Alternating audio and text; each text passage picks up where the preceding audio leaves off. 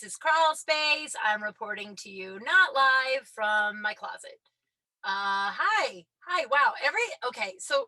Every time I start this, it takes me like 6 tries, and then I'm always like really mad at technology. Like right when I start, I don't, and then it like goes. I'm like, hey, but like seconds before I like want to throw my head through a window, and it's literally the same thing every time. It's literally the same thing. I have three things going by, and then I'm so out of breath. I'm like, I can't get myself that worked up. There it goes. I can't get myself worked up. I don't have the endurance to get as pissed off as I used to. Pre-COVID, I had the endurance to get pissed off. After having COVID, I do not have the endurance. Especially, it's really hot in my closet. It's time. It's that time of year that I will just start talking about how sweaty I am in my closet. And now we're recording for YouTube, which I haven't posted in like 4 weeks. I will tomorrow. I think I say that every time. But we're now recording on YouTube, so you can see how sweaty I am. I just thought about that, and I was like, is that going to be embarrassing? I don't know. I really don't have a lot of shame. I really don't have a lot of shame. Hi, but we're here. We got this going. I think the key to the sweating is to either record early in the morning or in the evening. I don't know what I'm going to do when it's 105 degrees. I don't. I went out the other day.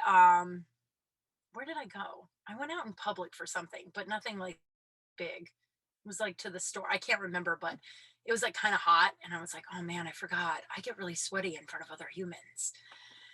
I haven't really been around other humans. Well, I guess when I was working at the bar, it was hot for a little bit. So it was really, really hot. But then we got to be inside. I don't know. I'm just really sweaty. And now I'm like sweaty. I'm all winded. I should just get mad about technology and then sit for like 4 minutes in my closet with the door open. I just took a sip of water with the door open, so I'm not sweat. I don't know. None of it matters. None of this matters. Hi, everybody.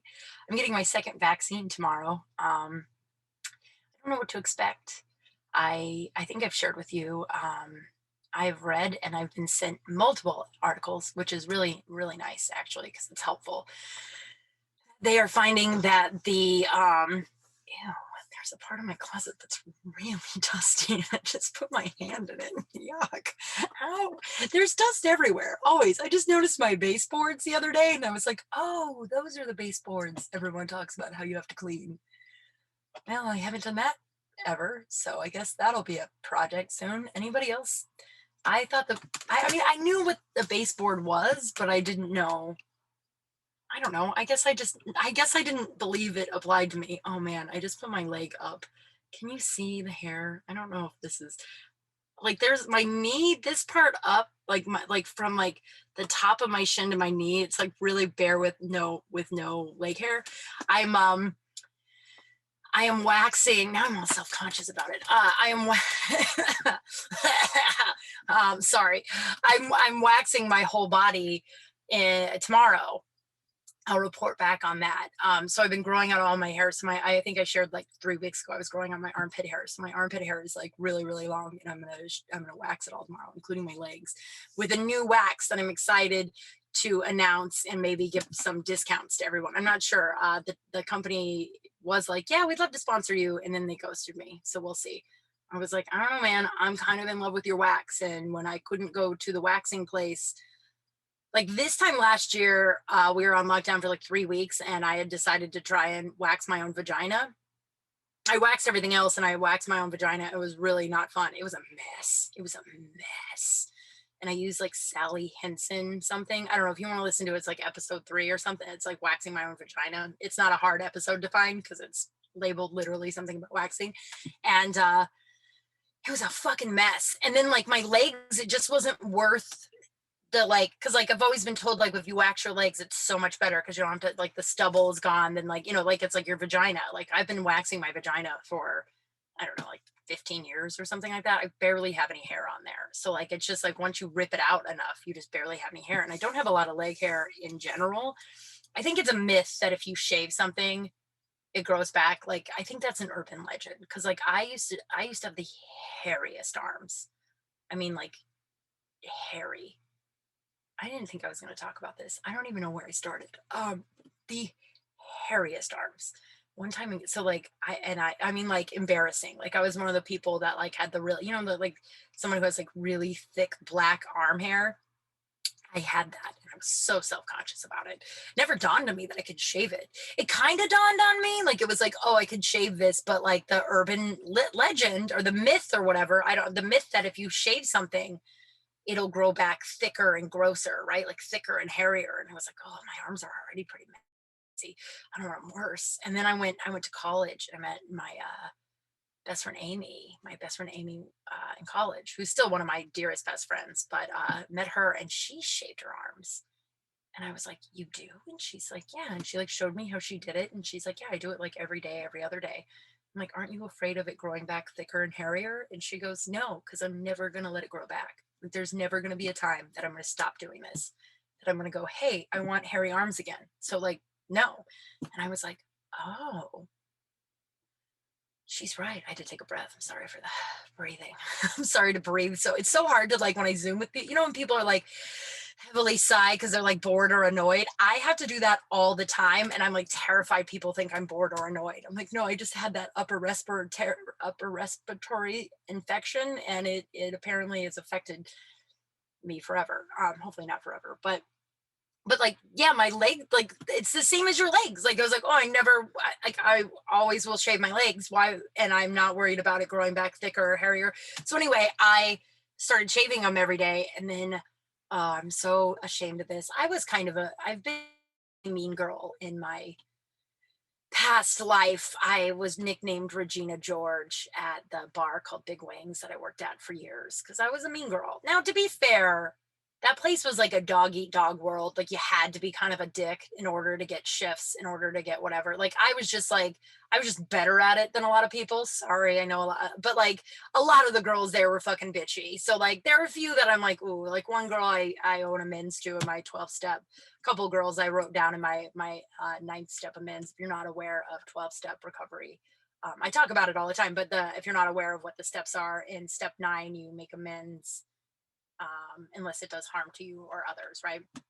It's a couple girls in my big wings that I'm reaching out to, that I used to purposely just like make cry for fun. I'm not proud of that, of course. Like I'm super ashamed of it, actually. But like the Regina George part was like it was a mean girl high school, and I was just as mean as everybody else. But there were a few girls I was kind of cunty too for no reason, who were like the nerdy. You know what I mean? Like I like pick on some of my own size. Like those girls, I don't really. It's like, well, that's the way it was. But there are a few girls anyway. So it's kind of a mean girl on and off. I had a bad childhood. And I'm not like condoning my bulliness because of my bad childhood. I'm just saying like hurt people hurt people.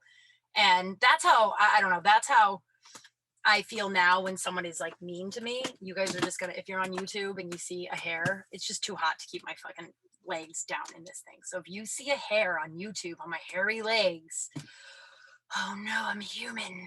Um, yeah, like that's what I look at now. Like, and I tell people when they're being bullied or when someone's being like, not, yeah, when someone's being mean to them, it's just like, dude, that never has anything to do with you.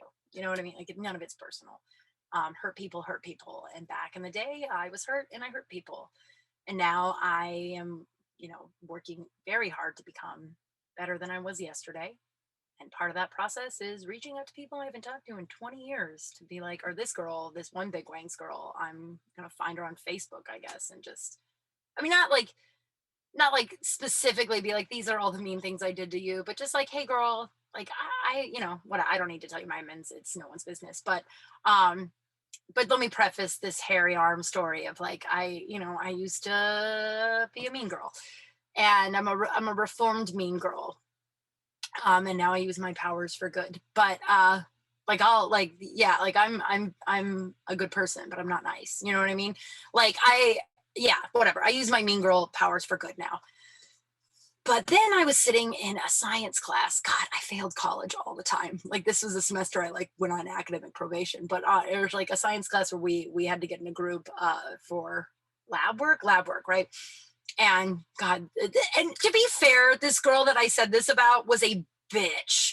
Like she looked at me like I was the dumbest person alive. Every time I talked, she was just like, okay, just let the smart people do it. And you just sit there and get the grade, like get our good grade because you're an idiot. So like, I don't know, this woman in amends, she was a bitch. So So she had really, really thick arms, like thick, hairy arms, not thick, like big arms, but I mean like thick hair on her arms. You know what I'm trying to say? Now I'm all like uncomfortable, whatever, it doesn't matter. Um, and I was saying to this other girl, what was her name? It was like Tony Joe or some shit. She was like this super hot girl who was like popular that my first love, like had a huge crush on. I was so jealous of her, but she was so nice and she wanted to be my friend. And I was like, Adam's in love with you. I'm in love with Adam. This sucks, but you're so nice. So anyway, we were talking one day and we were whispering about hairy arms. And I was like, yeah, I shave my arms. Some people aren't ashamed the way they should be. And that's so mean, but like the net, like we met like every Tuesday and Thursday. So that was like a Thursday. And then the next Tuesday she came into lab and her hair was completely gone. And I was like, oh, she must have heard me. Oh, but you know, now I look back and I'm like, I changed that bitch's life because my friend Amy changed my life when I started to shave my arms because it's an urban myth. So right now I'm letting everything grow back and my leg hair, you can feel the flow. It's like sparse. It's not like super hairy, but it's like, you know, but it's long, dude. But you can feel it flow when I'm walking. It's actually kind of gross. I hate hair. I hate it. I get rid of all of it on my body except for my eyebrows and my head. But I'm about to wax all of it. I'm pretty stoked about it. So it was a mess last time I did it. Last year I was using like Sally Henson, like something at like a drugstore, right? And I was using it. It was such a mess. And so I started doing my leg and I got one shin done and it was so messy and it took so long and it just wasn't, I was like, I'd rather just shave every day. This does not seem worth it at all. Oh, there goes another breath. But then I got COVID. I don't know, I got excited about that. But then I got COVID and I had to wax my own vagina again because like it was, you know, my vagina had not seen my waxer in like 4 or 5 months. And it was, you know, it was getting like 4 months, I want to say. It was getting pretty bad. Now look, I've been waxing my vagina for like I said, like 15 years. So like there's not a lot of hair down there, but like I notice it and it's a nightmare. So I was like, I can't use Sally Hinson because that shit's a nightmare. And then I'm gonna hold off telling you the name of it because they may sponsor me and I might be able to get discounts. I don't know. So I'm gonna hold off and not give free advertisement until they've ghosted me. I'll have to reach out, which is so exciting. Not the ghosting part. I mean, I get ghosted a lot, but like by like dudes, so that it does, I'm like used to it, whatever. It sounds whatever. um, but but so I like heard about this wax and I bought it. And though I couldn't do the lip part of my vagina because it's just too painful. It's just way too painful to do on your own. Anybody who's able to do that part of their vagina by themselves, my fucking hat's off to you because I have a really high pain tolerance and it was just too painful. But the shit around it, like the bikini line, I was able to do that and like the top part, and it was kind of okay. Like it wasn't a mess like the Sally Hinson, and it was as little as, I mean, it's always going to be painful. You're ripping hair out of your body, right? But it was like as little painful as it possibly could be. So I'm pretty excited. So I always have my waxer for my vagina like that. So she waxed it, I don't know, like 3 weeks ago. It was a glorious day for everybody. I think I told you guys about that. But so tomorrow I'm going to be doing that. I don't know what made me launch it. Oh yeah, because I showed my YouTube, the video that's going to go on YouTube, my possible hairy leg. I don't even know if you can see it. So today's kind of an exciting anniversary. And before I went into the vaccine. I'm getting my second vaccine tomorrow, and there's been reports that people who have long hauler COVID, which they finally have named, which is like PACS or PASC. I can't remember which one, doesn't matter. They finally named it and they're finally doing studies. I actually have a couple, if the vaccine doesn't do what the studies are saying, I'm going to reach out to these clinics who are there trying to help long hauler COVID patients. I think it's because, I mean, this is my own like logic. I haven't read this anywhere, but my own logic is now that they're kind of getting the death toll under control. Now they're focusing on long haulers who have been, you know, suffering the second most, you know, compared to the people who've passed away, obviously. But like we weren't dying. So it was just like, yeah, you're experiencing symptoms for a long period of time, but you're alive. So we have to focus on the 500,000 people who died, right? And so that makes sense. Or like the other people that are really, really sick that we're trying to keep alive. But now they're starting to do tests and treatments. And so I have a couple sites up that I may check out. But they've also said that a lot of people who've gotten the second shot with Pfizer, which I am getting, experience just complete relief. So like that happens not tomorrow, that happens Thursday. So send good vibes for me, please. That'd be Very exciting. Um, oh God, that'd be so exciting. I mean, I'm starting to get better. COVID, what like I mean, some days it's discouraging. Yeah, it's discouraging, but I walked 2 miles the other day with my buddy Whitney, and when I did that with him 2 months ago, I ended up having to call the doctor and had to get back on steroids and antibiotics again because I couldn't breathe because I like fucked up my lungs. I don't really understand what's happening inside of my body, but so it's kind of exciting. So we'll see what happens. So I'm getting the vaccine in a few days, or other people are like, "Oh, you feel terrible," but I think I'm gonna be okay. Oh man, my breath is bad now. It's bad. So it's kind of a fun anniversary. I love Time Hop on Facebook. I love Facebook. Like, I don't care about people who like try and fight me politically. Like the people who don't agree with me politically, I know this is not going to be a popular thing to say, but I don't think they're good people. Because, like, my belief system is like, oh, I just want everybody to be able to have equal rights, and women should have everyone should have autonomy of their own bodies. Like I'm on the right side of history. So when people are like, no, all lives matter, I'm like, oh, you're a racist. So like I like it doesn't bother me because I know I'm right. You know what I mean? I know I'm on the right side of history, and I know I'm on the right side of all that. Like I've said this a million times, but like when literal Nazis agree with you, you should crack a book and maybe look into what you believe in because it might not be correct or full of hate. You know what I mean? So like people who I get unfriended on Facebook all the time and I don't care. So I like Facebook. And then if I see someone say like if I see someone say something that I don't necessarily agree with, and I don't mean like everyone that doesn't agree with me on everything in the world is not a good person. I don't mean that, but I do mean like Black Lives Matter. If you disagree with me on that, you're not a good person. You're a racist. You know what I mean? So like I mean like in that stuff. So if people like broadly disagree with me, I don't care about like pizza toppings. Like, so let's just please don't take that as but like when it comes to human rights, people who don't agree with me, I'm like, oh, you're not a good person. Cool. Like, there's no, or you're ignorant. And if you're willing to learn more, we can talk. Or, you know what I mean? Like, oh, I feel like I'm backing myself in a corner where I was like, if you don't agree with me, you're a bad dude person. But you know what I'm fucking saying, I think. But so Facebook doesn't bother me. Like if someone like posts something like if there's a guy from my high school that posted a bunch of Nazi shit and then I went to his page and he like had the Confederate flag as like the banner, I think it is, his cover photo. And I wasn't like, oh my God, I'm so angry. I was just like, oh, that guy's an idiot. And then I unfriended him because I was like, I don't even remember being friends with this guy in high school. You know what? So like Facebook doesn't bother me. So I like it, and I like Time Hop because I even like right now in this period of history, like 10 years ago, I had like my first real relationship, like healthy relationship where I like dated a guy, and like it didn't, obviously it ended, and it never ends good. Like when people are like, oh, it ended really well, it's like it never ends well. Like that's when if you break up, there's still heartbreak, there's still, you know what I mean? So like, but like now that enough time has passed, I'm obviously over him. I like seeing those old photos of us. I like seeing the old version of me. And I like seeing, how far I've come or like some of the funny shit I wrote back then or some of the dumb shit I wrote back then. I quoted a lot of Katy Perry when my the first love and I decided when that ended. I quoted a lot of Katy Perry and a lot of Marilyn Monroe. Not super proud of that, but it's funny.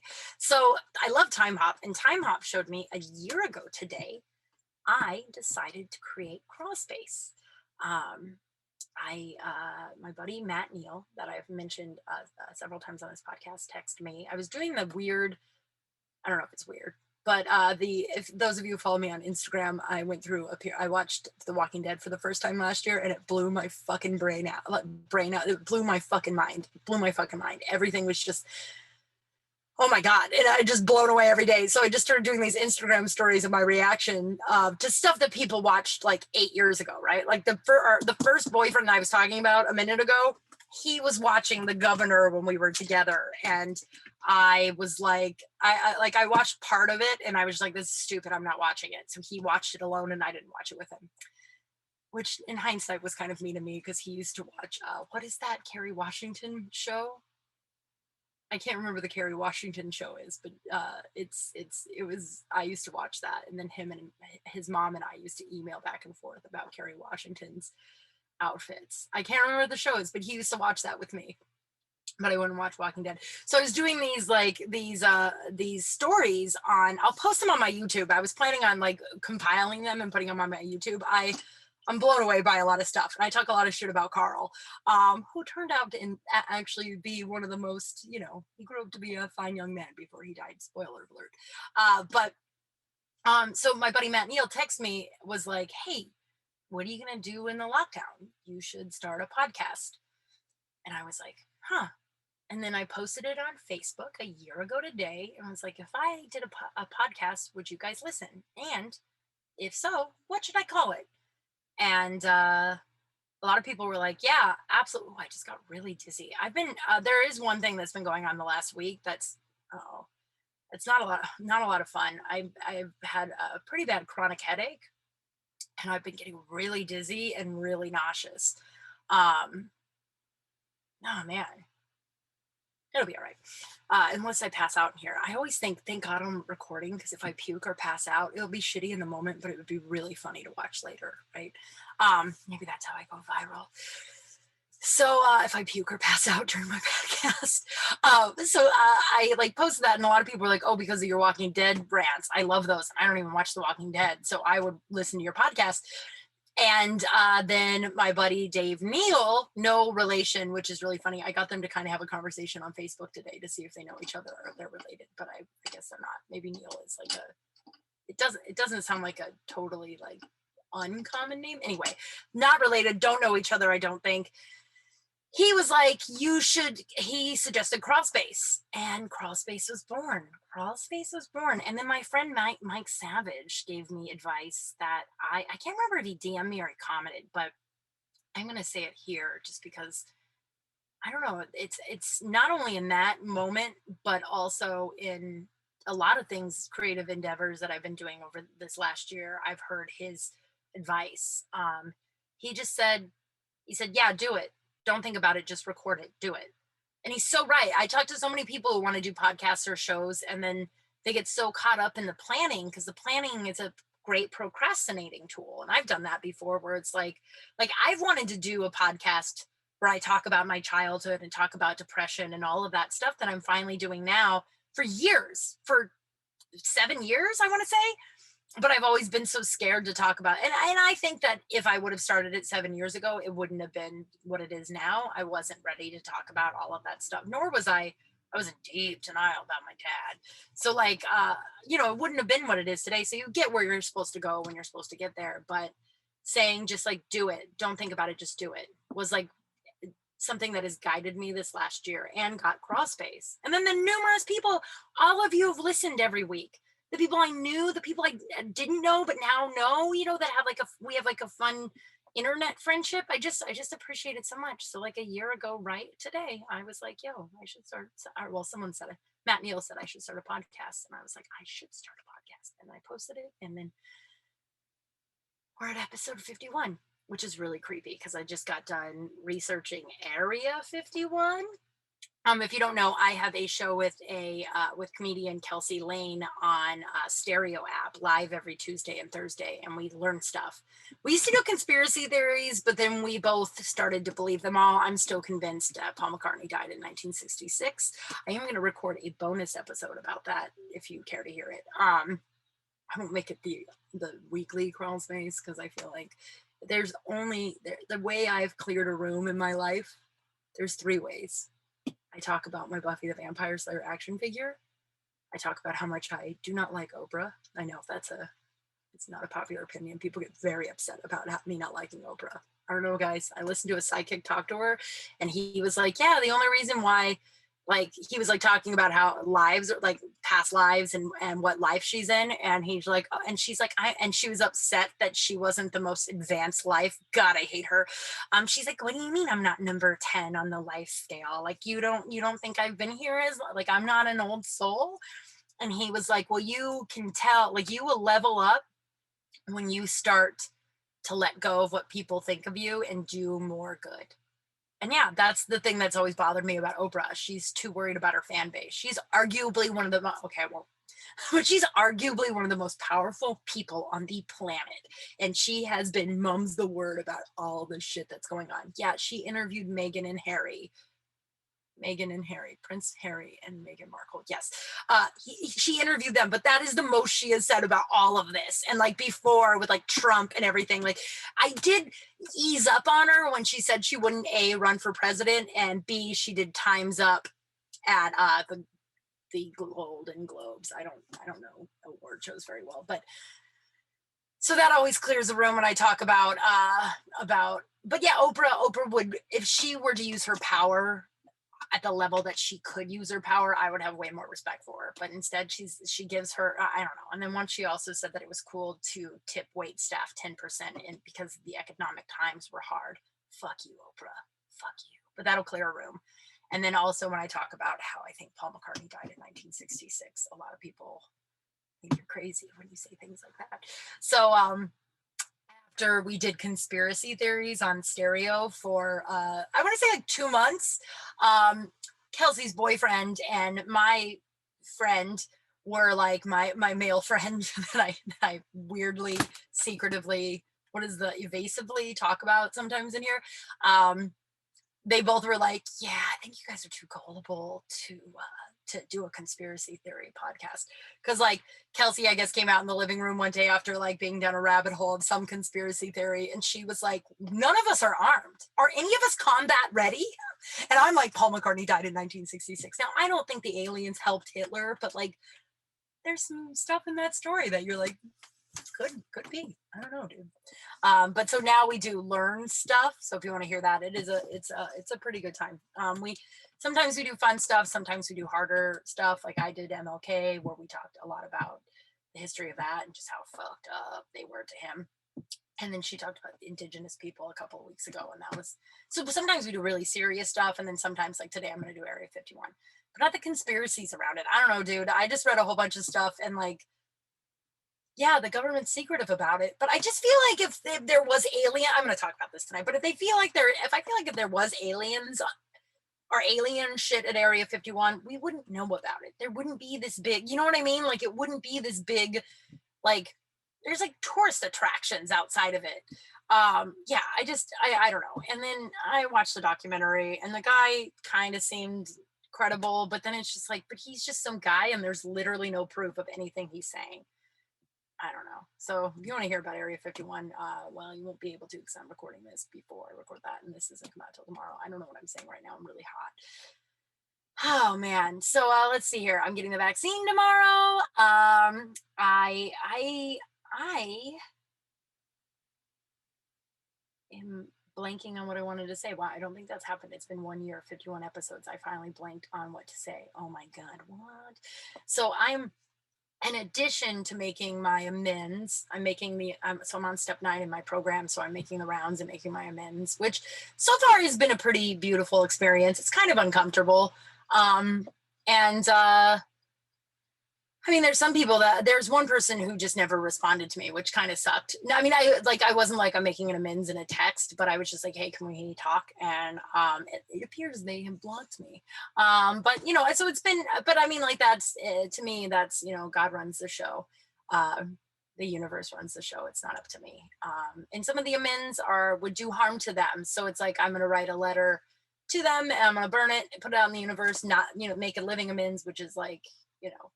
doing better.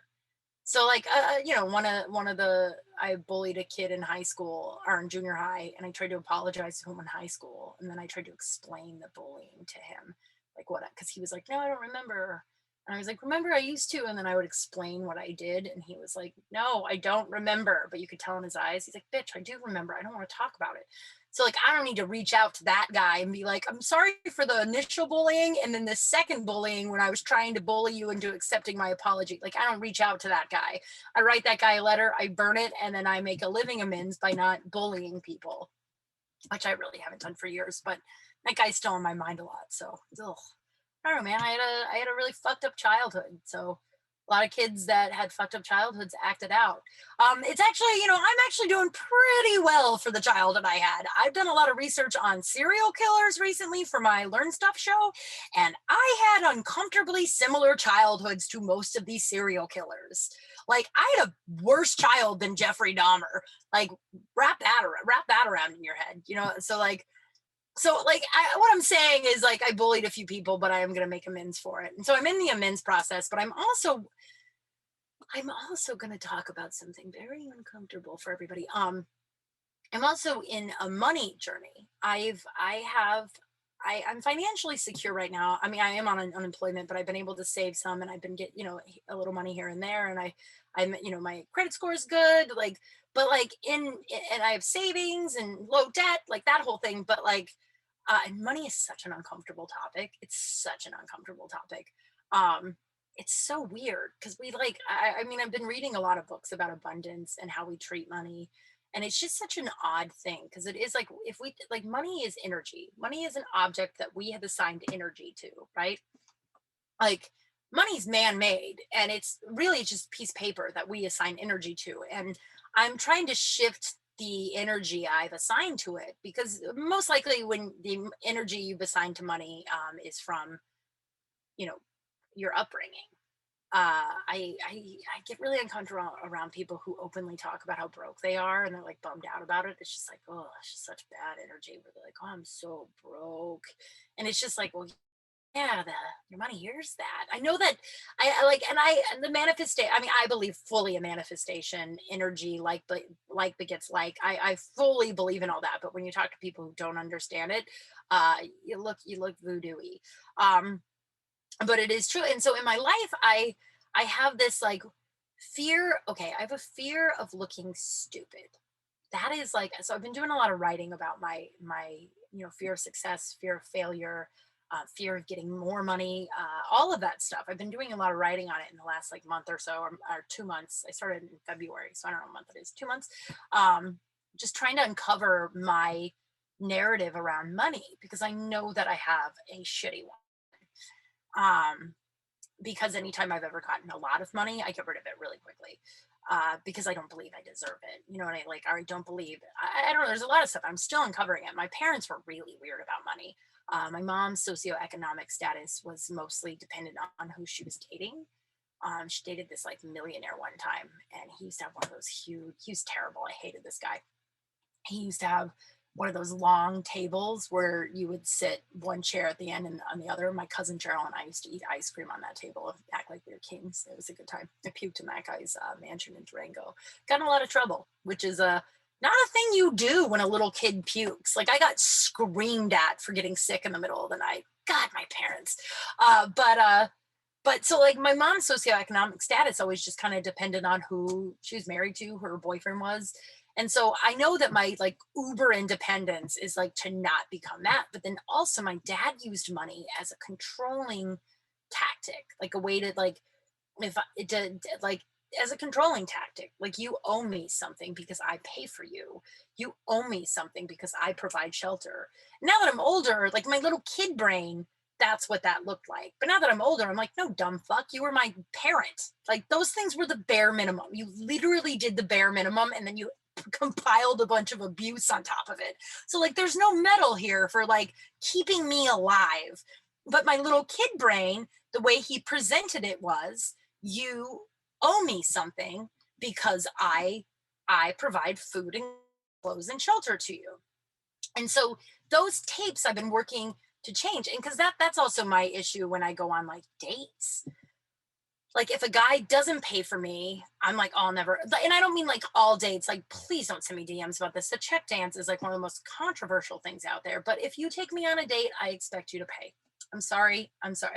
It costs me more to be alive as a woman. So, and also, you want wax legs, and you want, I was gonna say good breath. We all brush our teeth, but you know what I mean. Like, you want all, like, it costs me more money to exist.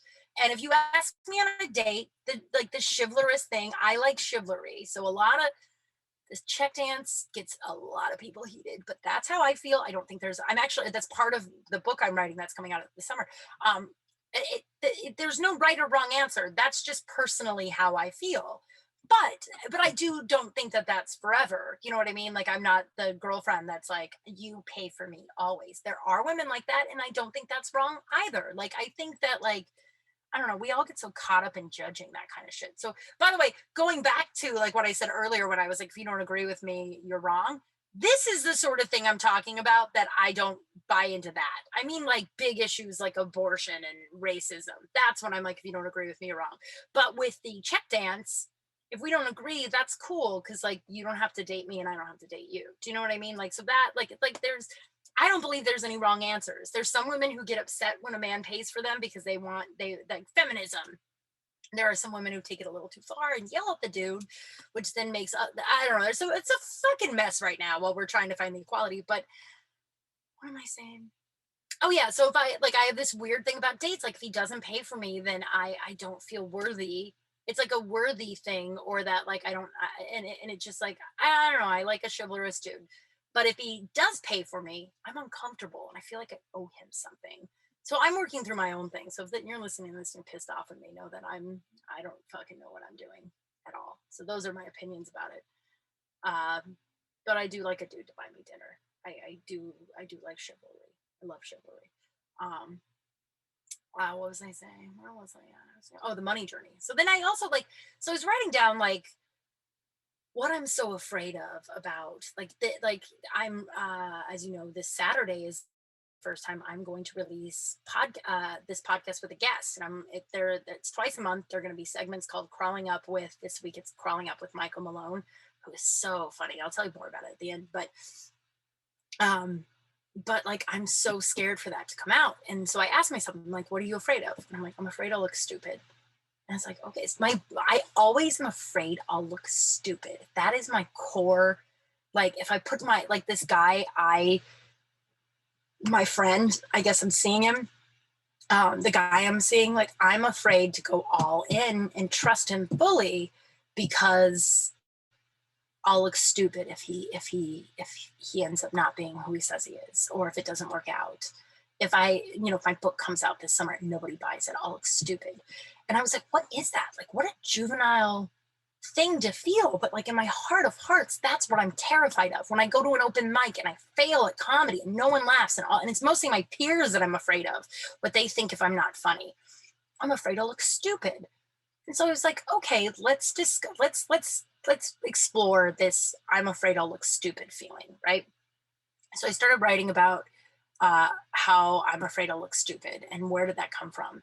And I realized that when I was a kid, my dad would do all these, like, my dad owned his own trucking company, but he was like clearly unhappy in it, right? And it wasn't a successful one. It was for a little while, and then he ended up filing for bankruptcy. And there's probably a lot of them, but like, that's what my little kid brain saw, that he went after that and then ended up failing at that. But in the meantime, when it was doing well, he was never happy. And so he was doing all these, like, what I thought was like a get rich quick thing. Like, I would come home from wherever, like school, and my side of the garage would be full. Like, one time it was full of like 60 boxes of Herbalife.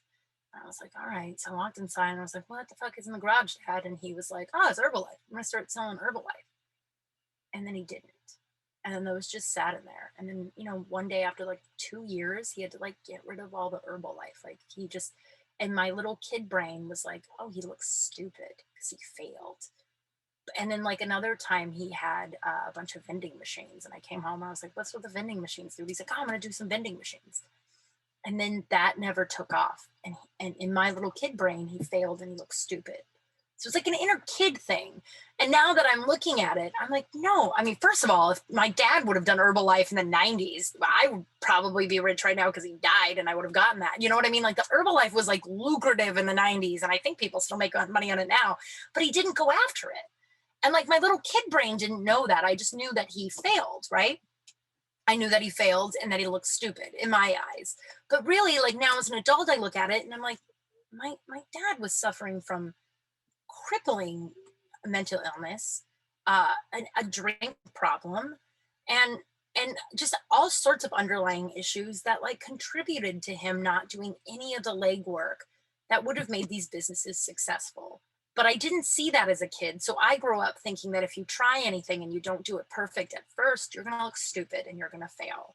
And that's a lot to share. That's actually one of the most vulnerable things I've ever shared with you guys. And I've shared a lot of vulnerable shit. But like the money thing is just really uncomfortable for me because I'm working through it now. And I'm seeing that for what it is. And now the trick is like, now you're like, great. So you have that information. What do you do with it now? And you reparent yourself. Um, you do affirmations and all the stuff that like, self-help books tell you to do. You like, yeah, you do affirmations. You rewrite the tapes. Like understand, like I tell my inner kid, like he didn't do any of the legwork. We're working hard every day. We're not just like saying I'm going to record a podcast and then just never recording a podcast. That's like why I think my buddy Mike Savage's advice was so great, because it was just like, just record it, just do it, because there's so many people that will do what my dad did, because it's scary to put yourself out there. And like, I mean, my dad had a lot of faults. He was not a good guy at all. And it's hard to say that too, because I know a lot of people listen that love that guy. But if you've gotten this far, if you haven't turned me off when I started talking about the other stuff, then you probably have maybe changed your mind about the dude. But like, he had a lot of issues, a lot of mental issues, a lot of crippling shit that made him not go after his dreams. And like, that's just not where I am. And so I now can like tell myself that like I'm worthy and deserving of success, and I work hard towards it. And you know what? If no one reads my book or listens to this and I quote, look stupid, like I'd rather put out a book or a podcast and nobody listen to it than like, and this is so cliche, but then like, 15 years from now, being like, man, I should have done it then. I'm like sitting on regret. I know I wrote this book. I started writing this book, I don't know, like 10 years ago. It's really, or maybe like longer ago. Yeah, maybe 10 years ago. And to be fair, it's a little creepy. It's a little creepy. But I wrote like 3 chapters of it. It's called Happy. I will write it one day because I still have it, and it's pretty good. But it's about a guy who stalks women. But it's about a person. You don't know it's a guy that stalks women but not in like a sexual way, but just like seeing that like how like the mask these women are putting onto the world, that they're happy, but they really aren't happy, right? And I don't know. It does matter. No, that's not the book that's coming out. It's fiction. But I sent it to 2 writer friends that I knew, that they had always told me they were going to be writers. And one of them even went as far as to like write a book and like get it bound and made copies to have a bunch of people read it. And I read the book, and there were some holes in it. And that's why he was having us read it, is so we could be like, oh, X, Y, and Z, you should do X, Y, and Z, whatever. But he like went so far to do that. And then the other woman was like, I'm a writer. So I like send them both this like 3 chapters of this book. And they both told me it was like creepy. They didn't really like it. Like they had like bad negative feedback, and then they kind of ghosted me. I've never really, I mean, I think I'm friends with them on Facebook, but I don't think I've really ever talked to them again. But the point of that is the guy that went so far to get the book bound, he never published that book. He never wrote another book. He just like went off and did something like and same with that other woman. The other woman moved back to like Ohio or some shit. And there's nothing wrong with that, but I'm saying like, I don't know, maybe they chose not to be writers, but from my perspective, it's like, I'd rather put myself out there, look stupid, than like say I'm going to do something, never do it, and then live with regret. I'd rather look stupid than live with regret. And it's hard. It's hard working through all these old tapes, because we're like malleable things when we're kids. We're like this little malleable, like tabula rosa is what they call it. It's also the title of one of my favorite Buffy episodes. The Buffy thing's weird, isn't it? I don't care. I mean, I'm always gonna do it, but like tabula rosa, we're blank slates, and then you're basically like malleable, and your parents or guardians are the ones that like teach you everything, and the people that taught me everything were not stable people. And so I have a lot of really fucked up tapes that now I'm trying to rewire my brain, and it's really hard work. And the vending machines, I look at the vending machines and I'm just like, and it's crazy, that guy did put those vending machines somewhere, but I don't know if he ever did anything with it. He died 5 years ago, and this was like 15 years ago. I would not be surprised if there were empty vending machines in like 3 office buildings in Denver, and they were just like, where's that guy? Because that shit, he just had no follow through. And it's fear. It's just fear of putting yourself out there. And one of the lessons he taught me, which is such a crazy thing to say, he wrote this in a letter to me when I was a senior in high school too. And it was like, it was like loosely paraphrased of, but almost quoted, I want to say, uh, I'm happy that I taught you that nothing is worth doing unless you do it right the first time. That is a crazy thing to teach a little kid. That is a crazy thing to teach a little kid. I'm going to say it again, just kidding. But like, yeah, that's a crazy thing to teach a little kid. If you don't do it right the first time, you shouldn't do it at all. What? Like, anytime I've ever done anything, I have failed and failed and failed and failed, right? Like anything. I've been rejected more times to count more times than I can count in this town. So many times, right? Failed for things that it was just like, God, I really wish I didn't go after that. That was super humiliating for no reason, but here we are. You know what I mean? Like, failed. And I'm grateful that I have done it, but I think that tape that he gave me at such a young age, I carried with me until like maybe a year, maybe 2 years ago when I first started ACA, where it was like, I was so scared to put myself out there for anything because if I didn't do it perfect, then I wasn't like, then fuck you. You shouldn't do it if you can't do it perfect. And that's just not the way success works. Success only works if you fail and fail and fail. So I'm going to write this book and I'm kind of proud of it. And I think I can help people. So, and it comes out this summer and I hope you buy it. And if no one buys it, then you know what? I'll write another book. And if crawling up with, I feel like I heard something pound. I don't think it, I can't open this when I'm sitting here, but I don't know. I'm really, did you hear that too? Okay. I can't tell if my cat lifted his head up because I opened the closet door or if he heard the big pounding too. It doesn't matter. I'm sweaty. But if like I release Crawl Space or Crawling Up with, Malone and then everybody else that all my other guests, if that flops, then that flops. You know what I mean? Like, it's just like, now I'm all like hyped up about this, but it's just something that I've just been really working on. And I know that vending machines and looking stupid are old tapes and are a little kid narrative that simply wasn't true. Like, if like, yeah, it just simply wasn't true. And whew, it's rough, man. It's this trying to be better today than you were yesterday. It's rough. Problem is I can't go back to where I was before when I wasn't doing that. I know too much now. I know there's a better way to live. It's harder, and by hard, like more fulfilling for sure. But it'd be easy right now to be out there, drunk at a bar. Who gives a fuck?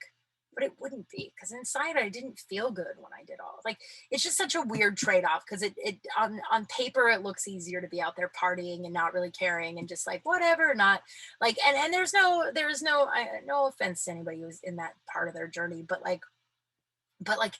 on the surface that looks much easier. This way is much easier because I feel better inside. Do you know what I mean? Like, from the outside, it was just like, oh, that girl doesn't really care. She's just out there partying, whatever. But on the inside, I was slowly dying and was probably going to off myself at some point. That sounds dark. Yeah, here we are. You guys have been listening to Girls' Face this whole time, so you know that sometimes. And I also already told you I wanted to kill myself for a couple of years a while back. But look at I don't know why I talked like that when I said it. But like, it's hard, but man, it's rewarding. God, it's rewarding. Yeah.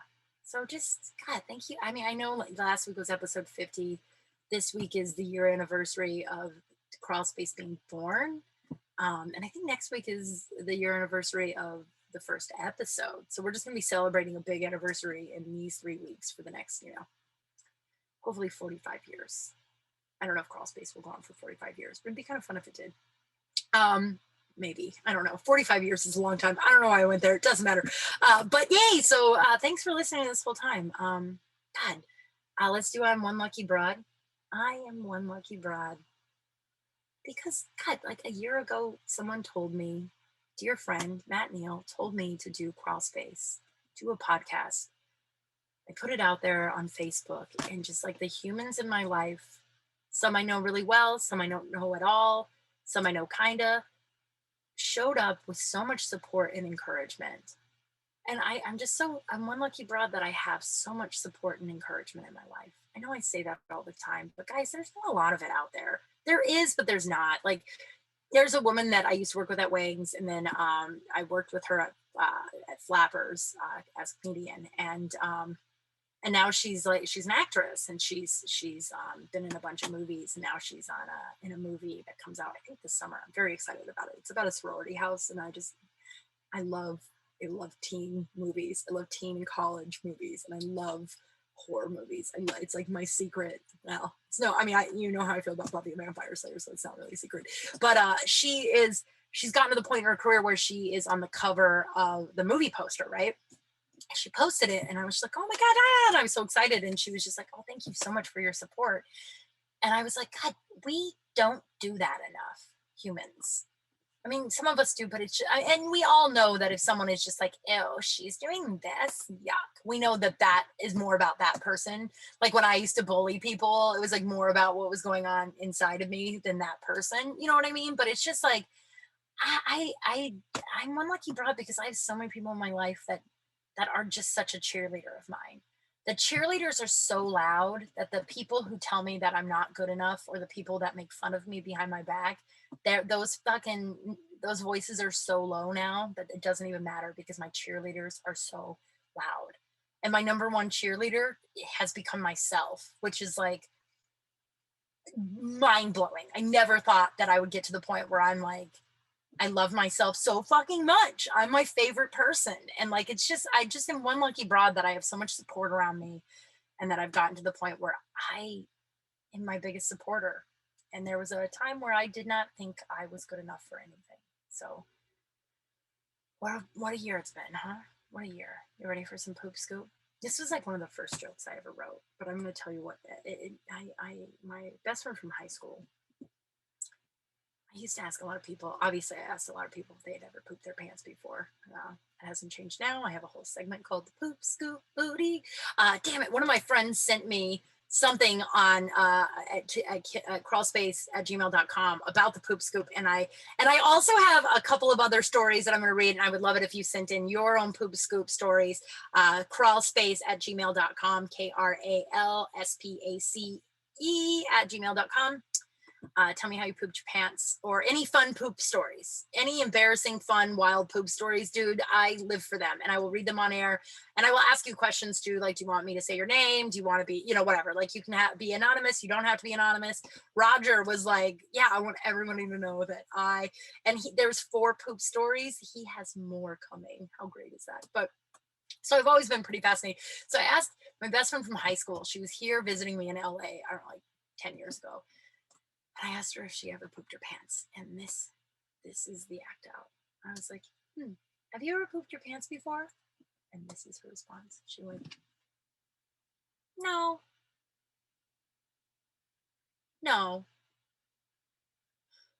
Well, I pooped all over my bathroom floor one time, but I wasn't wearing any pants, so I don't count it. I died. I literally died. Like that day I died. I was reborn later, but I died. Like I was laughing so hard. Like I peed my pants. I was laughing so hard. I don't think I actually peed my pants, because when she told me, I lived in like a 5x5 apartment, so it wasn't really hard to get to the bathroom, but I cried. I was laughing so hard. And she was like, you can't tell anybody that. And I was like, one person, please just let me tell one person. You can't expect me. We went to Disneyland the next day, and we're like every, like, I don't know, half hour. So I just start cracking up. And she's like, you're laughing about how I pooped all over my bathroom floor that one time. I'm like, you shouldn't have told me.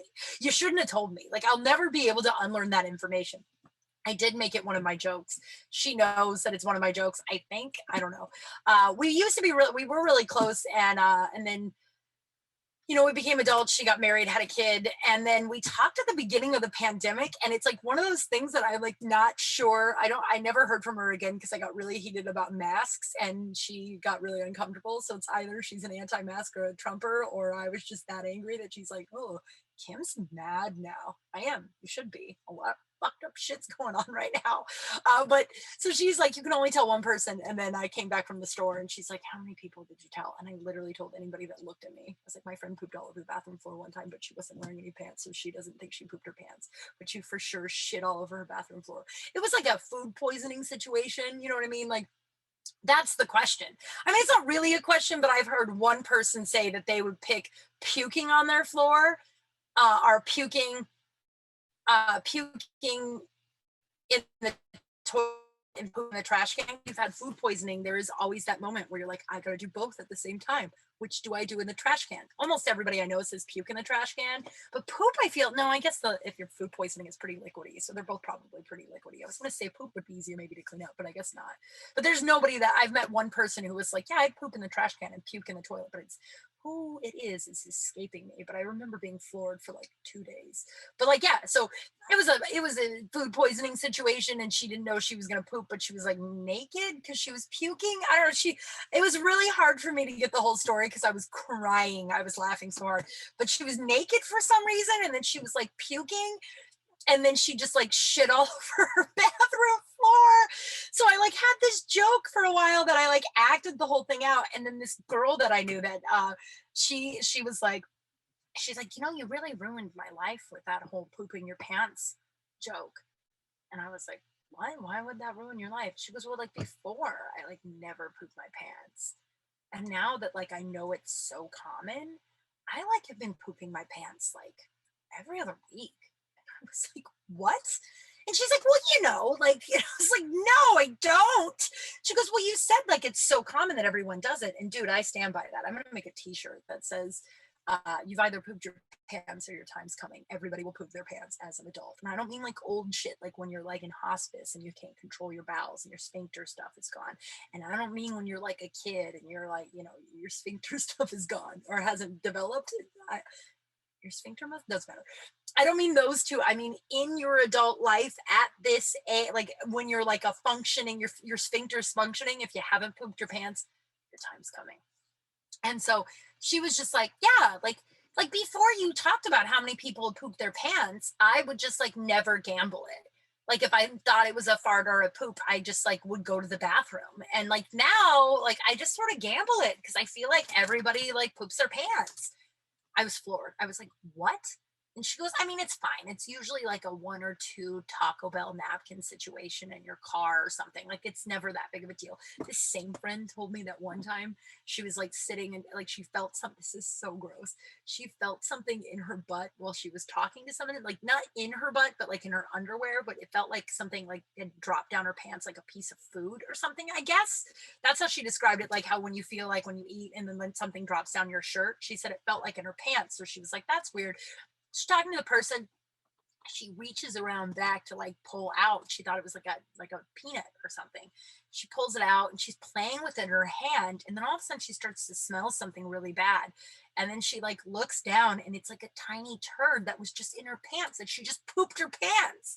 I will say that I am no longer friends with this girl for other situations, but I was floored with that. And I was like, I feel like you can't blame any of that on me. I feel like no one has heard any of my poop stories and it's just been like, well, I guess I could just start pooping my pants now. Anything goes. Nobody thought that but you, right? I can't take responsibility for that. But then she said she just like threw the turd and was like, hopefully nobody noticed, and then went and washed her hands. So that's a poop scoop for you. Poop scoop booty. I think that's the show, you guys. Oh crap, I forgot to. I'm gonna pull this up now because I like reading the reviews because I always ask you to do a rating and a review. Let's see if I can do this. Oh, yeah, okay. If you get a second, please. I'm on all of this stuff, as you know. If you could go and please leave me a review. You can actually go to my website now, click on Crawl Space, and there'll be a drop down. Will be like leave a review, so it'll just make it easier that way. But if it just really helps getting all the it just really helps getting the podcast up in podcasts and iTunes and stuff. The more reviews you have, the more sorry, now yeah, more reviews you have, the more iTunes wants to feature you, and then you get more listeners, and that helps my career. So it means a lot to me if you could do it, if you take the time. It really means a lot to me. So this one, oh, this is from my cousin-in-law, my cousin's wife. So she's like my cousin, but I guess it's my cousin. It doesn't matter. And she says, authentically you. So this woman knows me very well. So she is saying that this is so this podcast is authentically me. So you heard it first from my cousin-in-law. It doesn't matter. Okay, I'm just joking. She said, I love listening to your wildly honest stories. Thank you for making me laugh. Oh, it's very sweet. Thank you. So yeah, if you get a second, please do that. Follow me on all the things, Kim, Kral. Send me an email if you want to tell me how you pooped your pants, or you just want to say hi, or if you hear anything that I talk about today and then you're like, hey, what is that 12-step program you're in? Can I have some information? Or if you're like, hey, what's that book? You know, whatever. If they're email me. I'm really bad at my DMs. And there's just a lot of them. So and they're filtered. So please send me an email. I will respond to those. It's crawlspace@gmail.com. And also if you hit the email button on my Instagram, it goes straight to there too. And starting today, I have a Patreon. There's, if you want to support in a monetary fashion, I have a Patreon.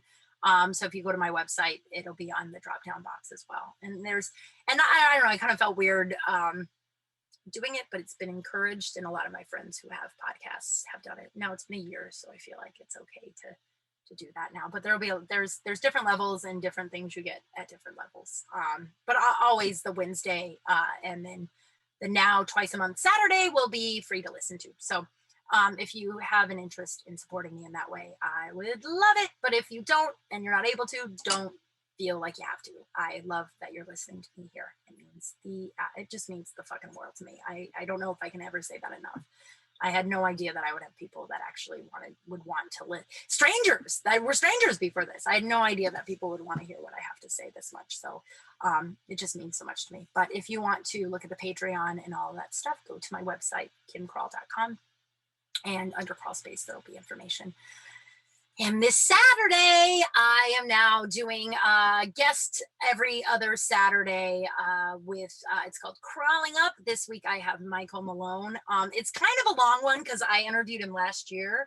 The show was going to be on Dash Radio, on Dash Comedy, but Dash Comedy is no more. And so I sat on the episode for a year, kind of debating on what to do with it. But now I feel like it'd be good to have guests and have other Crawling Up is, I want to talk to people about a struggle they've had, be it alcoholism, depression, death, and listen to them and how they got through their shit. And of course there's funny moments, and we talk about how they poop their pants. The Michael Malone pooping stuff was very funny, so listen to it on Saturday. It'll come out first and third Saturday of every month at noon o'clock on all of the platforms. And I think that was a lot, and that's all. And I promise I'll get all the YouTube videos up if you want to watch the sweating or watch me. It's just mostly the sweating. Or if you want to see if you can look at my leg hair, which will all be magically gone next week, tomorrow. That's the show, everybody. Thank you so much for listening and supporting. It means the world. And have a good week. Be safe. Bye.